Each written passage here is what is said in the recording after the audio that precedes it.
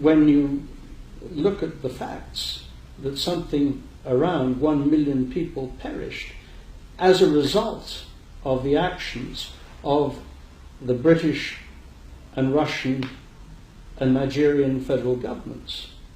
I don't know what one does call it, but it was pretty close to genocide.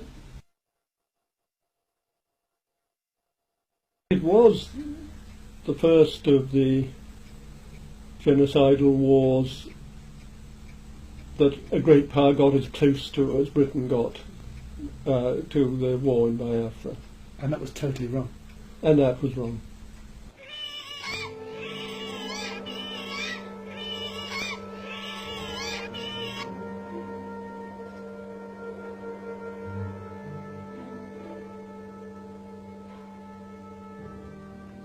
Over 1 million Igbos, Biafrans, all British Commonwealth citizens, died in the Nigeria-Biafra civil war. Today, more than 30 years later, questions remain. Was it genocide? Was it backed by the British government, willingly or unwillingly?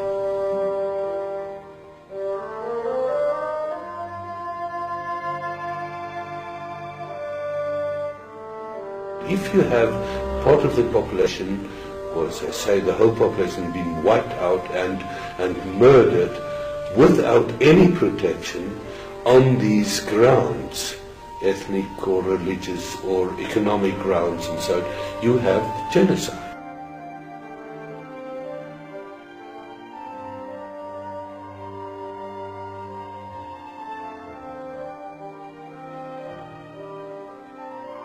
The Nigeria-Biafra civil war was also the first media famine. For the first time we saw starving children in newspapers, in magazines and on television.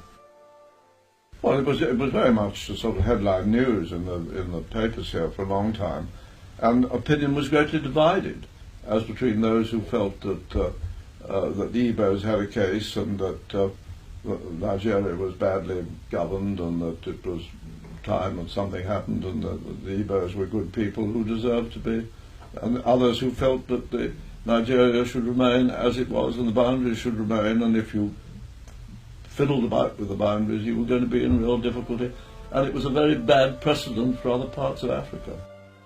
Nigeria, the richest and most populous nation in Africa. 360,000 square miles, the same size as Britain, France and Germany. 65 million people, 3 major tribes, Hausas in the north, Yorubas in the west, Igbos, Biafrans in the east. Some say the British rigged the odds against the Igbos from the beginning, from even before independence. Of course, we also knew that the elections by 1960 had been rigged. Everybody in the know knew that we had our boys in the north, our puppets, we'd put them in power. They hadn't won at all. The people in the south had won, the nationalists. Some say war was inevitable. The rest of Nigeria had always been jealous of the unity, the strength of the Igbos, the way they had managed to march together to build a better future for themselves and their children. In 1966, the world's attention was focused on Eastern Europe and the brutal Russian invasion of Czechoslovakia.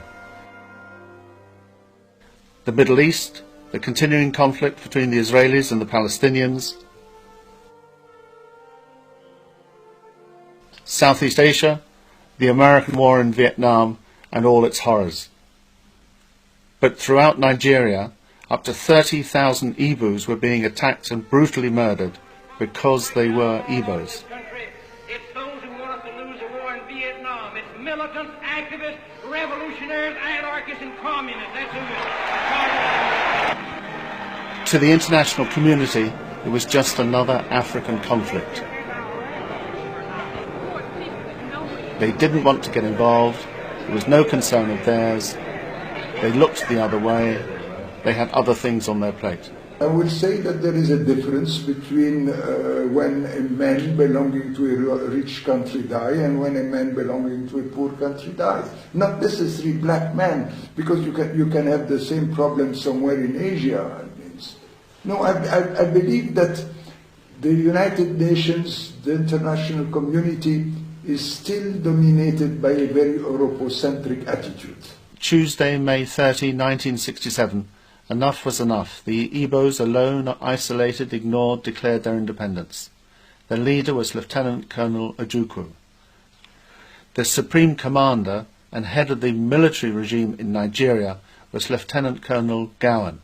Both men had been educated and trained in Britain.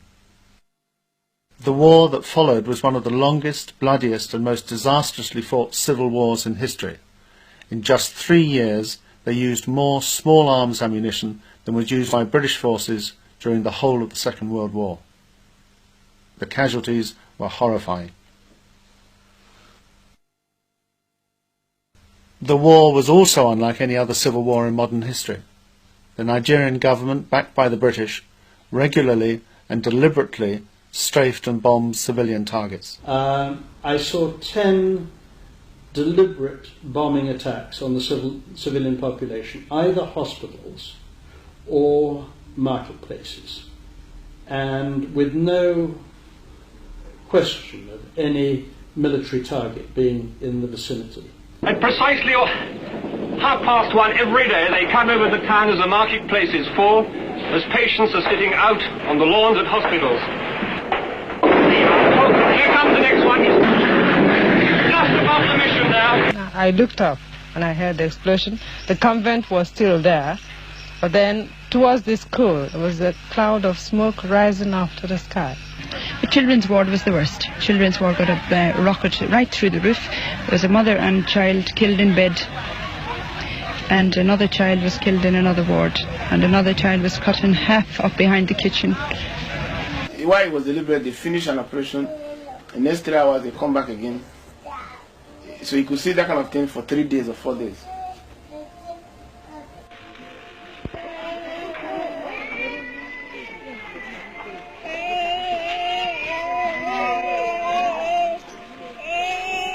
Even more horrifying, the Nigerian government deliberately used famine as a weapon of war. The name Harold Wilson became a curse. Starvation was known as the Harold Wilson syndrome.